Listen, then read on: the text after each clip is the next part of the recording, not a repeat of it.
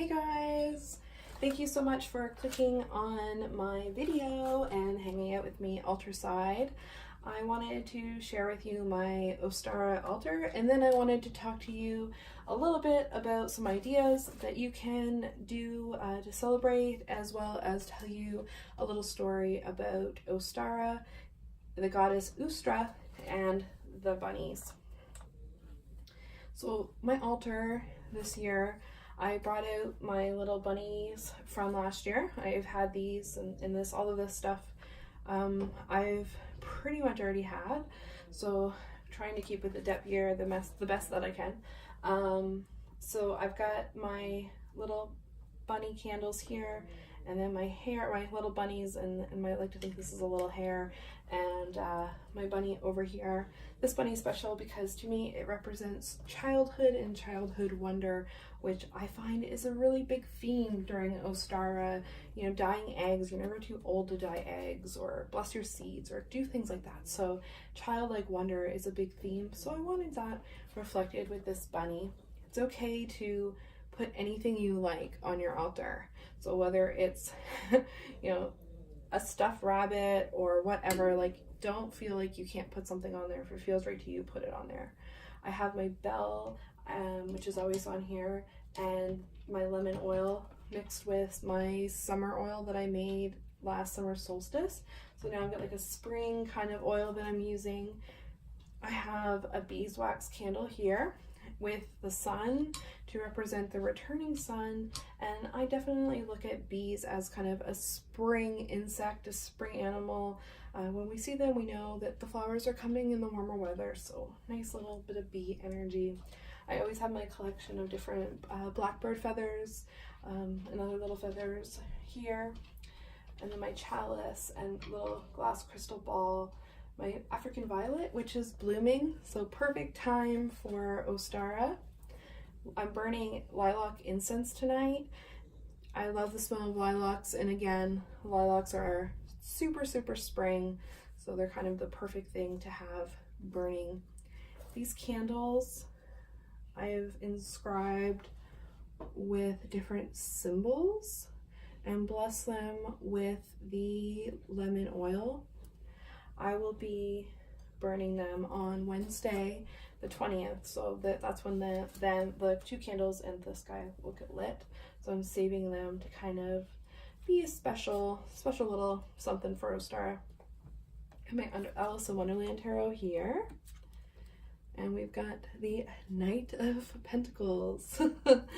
I find that they're fun and they remind me of childhood, so again, keeping with that theme, I thought they'd be perfect. My rose quartz and an amethyst as well, and then just some stones, lots of moonstones and dark stones that are dedicated to Nyx, because I want her present always. And up in the corner there's a rosary for Mary.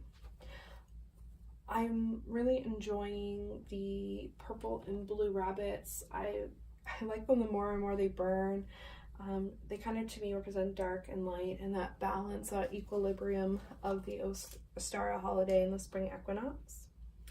Some ideas for celebrating Ostara that don't really cost very much money, which I think is important, are you could do some spring cleaning, so declutter and purify your house. Give your house a really good scrub down and a wash and cleansing. I think that you will be really happy you did it once you're done, and you'll feel nice and fresh, and you'll feel good for spring. So no matter where you live, you can clean. I don't think there's any excuse. So just clean a small area even, or make your bed, or just put something away. I think it'll make you feel really good. And then burn some incense or some Palo Santo or whatever, some sage, whatever floats your boat, and kind of cleanse your house. You can do a spiritual cleansing on yourself. This is a time of renewal. So what parts of you, what shadow parts are you still working on? I need to work on spending. I'm still working on it. So think about that. Think about what areas you'd like to renewal or have reborn at Ostara.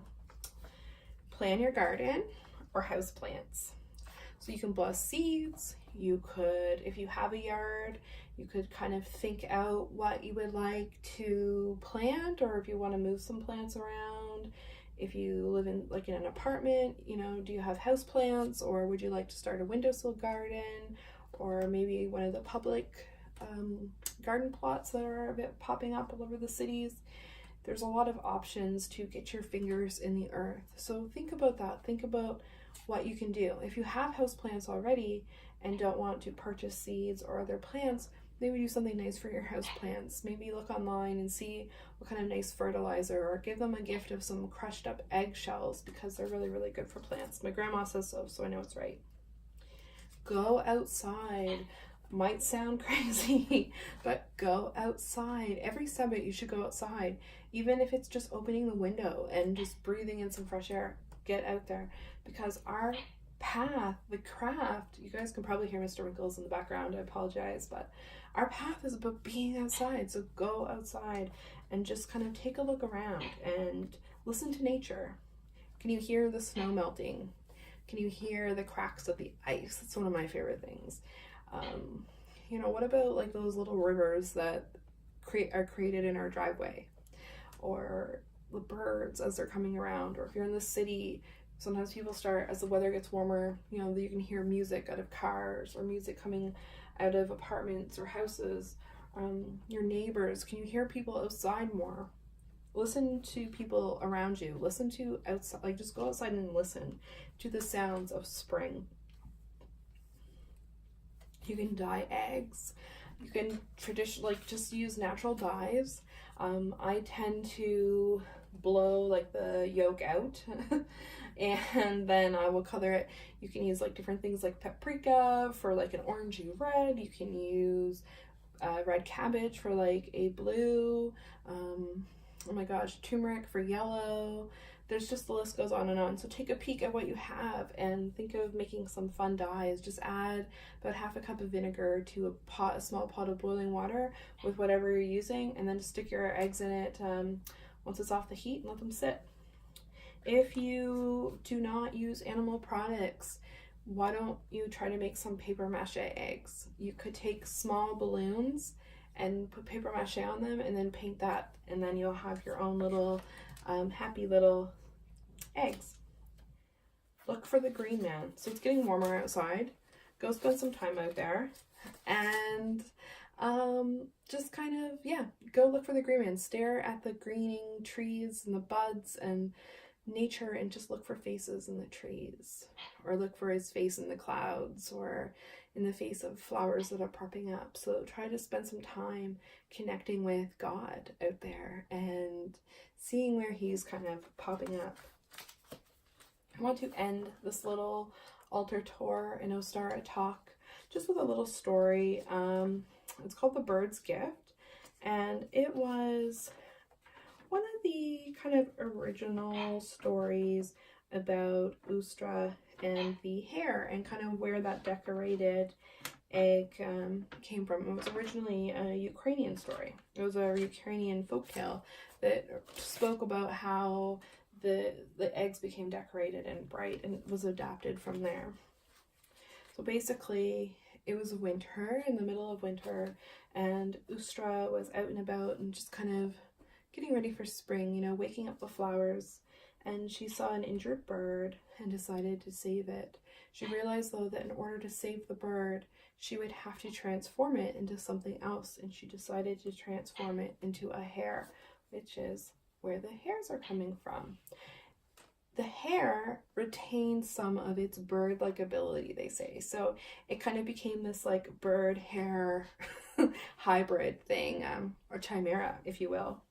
And it could lay eggs. So it was this bunny that could lay eggs, and they just so happened to lay beautifully decorated eggs.